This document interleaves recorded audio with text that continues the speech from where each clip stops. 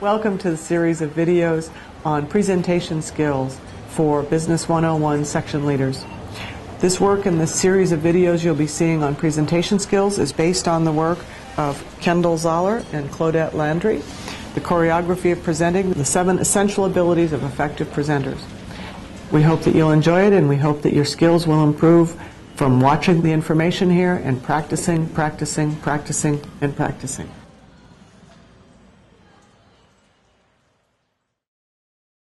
So we're going to explore how to respond appropriately from the 7 essential abilities of effective presenters.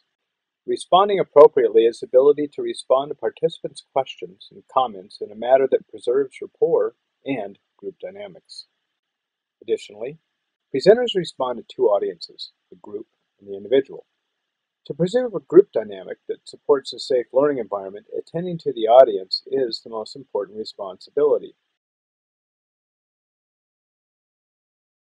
You have someone in the group who either disagrees with you or for reasons of inattention or a whole range of reasons really, isn't tracking what goes on and yet is persistent in saying, pay attention to me, I have a question, I want to pursue a line of thought, and it disrupts where the room is trying to go, where the presenter is trying to take the group, where the presenter is trying to help the group learn. And so the question is, what tools do we have that can help our section leaders in that circumstance? Well, you have to respond to not only their behavior, but you have to respond also to the impact that it has on the students, on the class. There are some examples that come to mind for you that people have said in the classroom or have said in maybe a presentation or a talk or something of that sort that for you gives an example of that challenge, that difficult situation. And if I hear that, then maybe there's a couple things we can talk about what might be useful and effective in dealing with that behavior that could be perceived as inappropriate. This particular member of the audience was really visibly agitated by what I was saying until he finally burst out, "This is ridiculous." He said, "This is, if you're teaching us to be hypocritical, you're teaching us to hide our disagreements. It's much more honest, much more authentic, much more serious to tell people, I disagree with you, and go at it head on like that." So you feel this is hypocritical, you feel this is dishonest, and in fact you value honesty when it comes to this relationship with people. So they respond, yes, you let them have that response, and you say, I felt the same way the first time I saw this, and I thought, this sounds really ridiculous, and I don't even think it's going to work. And what I found was that after putting consciousness behind this and using it in situations that were highly inflammatory and highly emotional, we found that people were able to actually come to better conclusions. They were able to calm down emotionally, separate themselves from the issue, and they actually were more productive in coming up with some actionable solutions. It was a powerful, powerful tool. If you do it wrong, it is hypocritical, and human beings have really finely tuned hypocrisy detectors. Tell us how we can use Feel, Felt, Found to help manage these difficult moments, and how you do it in a way that's sincere and helpful in the circumstance rather than inflaming things more. First and foremost, a couple of things. One is, in Feel, Felt, Found, it's you feel. You want to not be in the emotional state they're in, you want to match the energy behind the emotional state they're in.